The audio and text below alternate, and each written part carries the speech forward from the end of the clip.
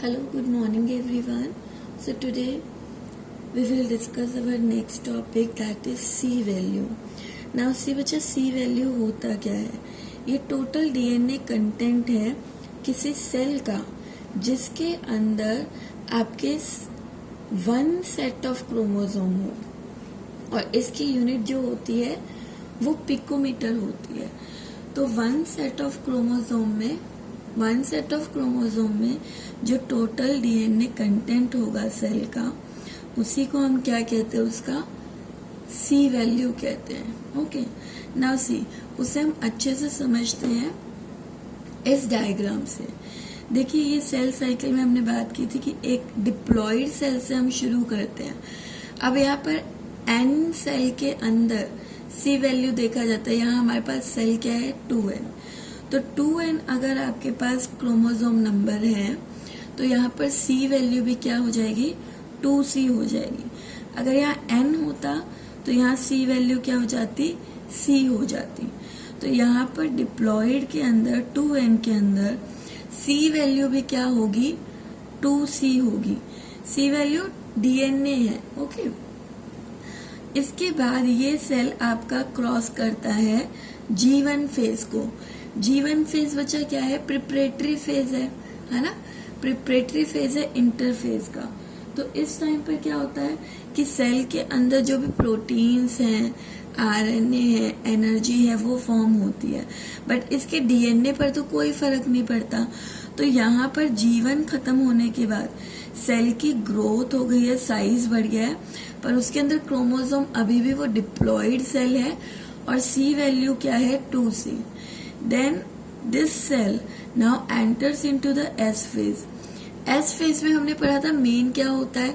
DNA का duplication और centriole का डुप्लीकेशन. तो यहाँ पर देखिए बच्चा, डीएनए अगर डुप्लीकेट होगा, रेप्लिकेट होगा, तो उस केस में डीएनए तो क्या हो जाएगा? इंक्रीज हो जाएगा.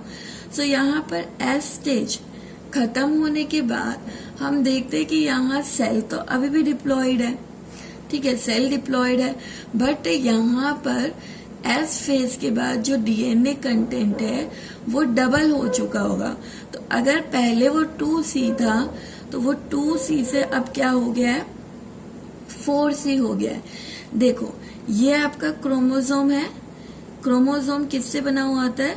क्रोमेटिन या क्रोमोनीमा फाइबर से. 2. जब एस फेज आपका खत्म होता है तो ये दोनों ही फाइबर क्या करते हैं? अपना अपना एक रेप्लिका बना लेते हैं. दोनों फाइबर क्या करते हैं? अपना अपना एक रेप्लिका बना लेते हैं, डुप्लीकेट कॉपी बना लेते हैं. तो यहाँ अंदर अब फाइबर कितने हो गए हमारे पास? 4. और फिर इन फाइबर्स के अराउंड पेलिकल लेयर फॉर्म हो जाती है, और इस तरह से आपका क्रोमोसोम जो है वो 2 आर्म्स उसके हो जाते हैं. ठीक है, तो यानी एस फेज के बाद मेन हमारा क्या है कि यहाँ पर एस फेज के बाद डीएनए बढ़ चुका है, तो सी वैल्यू भी क्या हो जाएगी? दुगनी हो जाएगी. ना इसके बाद आपका सेल एंटर करता है G2 में. G2 अगेन आपका क्या है? प्रिपरेटरी फेज है.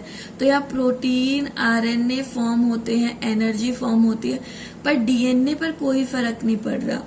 तो यहाँ पर G2 खत्म होने के बाद आपका देखिए डिप्लॉयड सेल होगा, और यहाँ सी वैल्यू क्या होगी?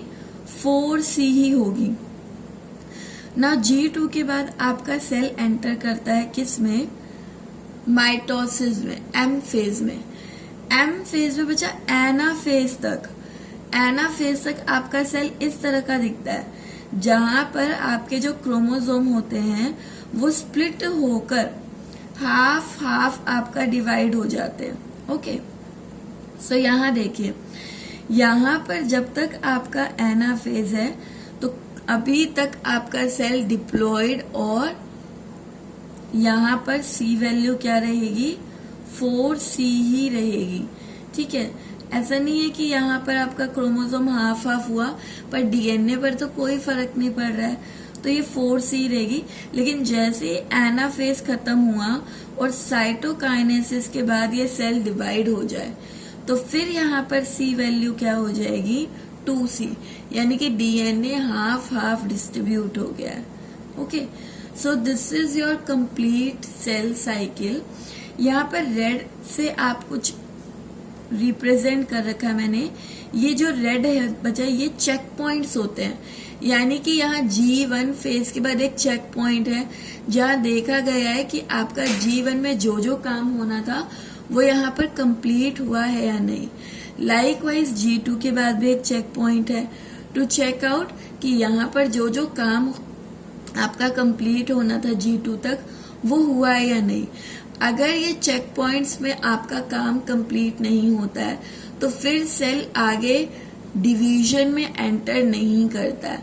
तो इन चेक पॉइंट्स पर देखा जाता है कि जो भी सेल को चाहिए वो फॉर्म हो गया है, तो फिर सेल नेक्स्ट स्टेप की तरफ मूव करेगा। नाउ सी कि यहाँ पर आपका चेक पॉइंट्स पर क्या चेक किया जाता है। तो पहला आपका चेक पॉइंट होता है G1 पर, जिसे हम G1 चेक पॉइंट या रेस्ट्रिक्टेड चेक पॉइंट कहते हैं, और ईस्ट के अंदर इसे स्टार्ट पॉइंट कहते हैं। ओके, यहाँ पर आपका चेक किया जाता है बच्चा कि G1 के अंदर देखो एनर्जी प्रोडक्शन प्रॉपर हो गया है, प्रोटीन एंजाइम जो चाहिए थे वो प्रॉपर हो गए हैं, डीएनए के अंदर कोई डैमेज तो नहीं है। अगर ये सारे चेक पॉइंट क्लियर हो जाए, यानी ये सब कुछ सही है, तो उस केस में आपका यहाँ पर सेल क्या करता है, वो सिग्नल देता है कि सब कुछ फॉर्म हो चुका है। कैसे देगा? सेल के अंदर एक प्रोटीन होता है साइक्लिन प्रोटीन, ये फॉर्म होता है, और साइक्लिन प्रोटीन आपका इनिशिएट करता है किसको? सेल डिवीजन को। मतलब अगर साइक्लिन प्रोटीन बन जाए तो ये साइक्लिन प्रोटीन आपका जो है एक्टिवेट करेगा एक एंजाइम को, साइक्लिन डिपेंडेंट काइनेज, और ये साइक्लिन डिपेंडेंट काइनेज इनिशिएट करता है ट्रांसक्रिप्शन को, जिसकी वजह से सेल आपका एस फेज में मूव हो जाता है। ट्रांसक्रिप्शन बच्चा प्रोसेस होती है जिसमें डीएनए जो है सेल का वो कन्वर्ट होता है और क्या बनाता है? फॉर्म करता है आरएनए। ओके, तो यहाँ पर डीएनए से आरएनए फॉर्म होने लगता है और सेल जो है वो आपका मूव करता है एस फेज में।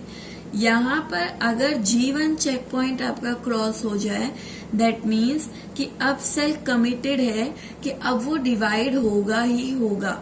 लेकिन अगर इनमें से कोई भी काम नहीं होता तो यहाँ पर साइक्लिन प्रोटीन ये सिग्नल एक्टिवेट नहीं किया जाता, ना एंजाइम आपका फॉर्म होता और ना ही आपका सेल एस फेज में मूव करता। तो वो सेल उसी स्टेज पर तब तक रुका रहता जब तक कि उसके अंदर आपके प्रोटीन्स, आरएनए, एनर्जी जो भी रिक्वायर्ड है वो फॉर्म ना हो जाए। ओके, नाउ सी नेक्स्ट आपका चेक पॉइंट हमने पढ़ा G2 check point. G2 check point पर भी सेम बचा, G2 भी प्रिपरेटरी था, वहां पर भी आपका क्या बन रहे थे? प्रोटीन, एंजाइम और एनर्जी। कौन से प्रोटीन बनाने थे? Tubulin protein. और यहाँ पर चेक किया जाता है कि एस फेज में डीएनए रेप्लिकेशन यानी डीएनए का डुप्लीकेट होना हुआ है या नहीं। अगर यहाँ पर इनमें से कोई भी चीज नहीं हुई है तो फिर सेल आगे एम फेज में एंटर नहीं करेगा। लेकिन if all the things are happen correctly then cell आपका एंटर करता है इन द एम फेज। ना एम फेज में भी आपका क्या होता है? एक चेक पॉइंट होता है, इसे स्पिंडल चेक पॉइंट भी कहते हैं। और ये आपका यहाँ चेक किया जाता है एनाफेज के बाद। अभी हम पढ़ेंगे एनाफेज क्या होता है, यानी कि आपके सेल के अंदर जो क्रोमोसोम है वो 2 पोल्स पर इक्वली डिस्ट्रीब्यूट हो गए हैं या नहीं। इसके बाद ही तो बीच से डिवाइड होगा, तो डिवाइड होने से पहले जो क्रोमोसोम्स हैं वो आपके इक्वल डिस्ट्रीब्यूट हो जाए एट द 2 पोल्स, ये आपका चेक किया जाता है एम चेक पॉइंट पर। अगर ये सारे चेक पॉइंट आपके क्लियर हो जाते हैं, स्टिल उसके बाद यहाँ पर जो एक्सटर्नल कंडीशन है सेल की, अगर वो फेवरेबल नहीं है सेल डिवीजन के लिए, तो उस केस में भी सेल G0 यानी क्विंसेंट फेज में आपका एंटर कर जाता है, टेम्पररी एंटर कर जाएगा। और क्विंसेंट फेज के जो सेल होते हैं वो मेटाबॉलिकली एक्टिव होते हैं, लेकिन वो कभी भी डिवाइड नहीं करेंगे, ठीक है। तो डिवीजन के लिए इनएक्टिव होंगे, बट मेटाबॉलिकली वो एक्टिव होते हैं। ओके, नाउ सी नेक्स्ट हम यहाँ पर पढ़ेंगे different types of division. So basically हमें 3 टाइप्स पढ़ना है बच्चा यहाँ पर, एमाइटोसिस, माइटोसिस जिसे हम इक्वेशनल डिवीजन भी कहते हैं, एंड मियोसिस। सो आज हम यहाँ पर कंप्लीट कर लेते हैं एमाइटोसिस को। एमाइटोसिस बच्चे डायरेक्ट डिवीजन भी कहते हैं इसे। यहाँ पर क्या होता है, जो आप लोअर क्लासेस में कभी पढ़कर आए हैं, अमीबा के अंदर कैरियोकाइनेसिस यानी न्यूक्लियस डिवाइड होगा, which is followed by cytokinesis यानी कि साइटोप्लाज्म डिवीजन होगा। कैरियो का मतलब ही न्यूक्लियस होता है, काइनेसिस मतलब डिवीजन। सो यहाँ पर न्यूक्लियस का डिवीजन होता है, पर इस केस में कोई स्पिंडल फाइबर नहीं बनता है। सिंपली क्या होता है, ये अमीबा है, देखो यहाँ ड्रॉ किया है मैंने, ये आपका कोई सेल है।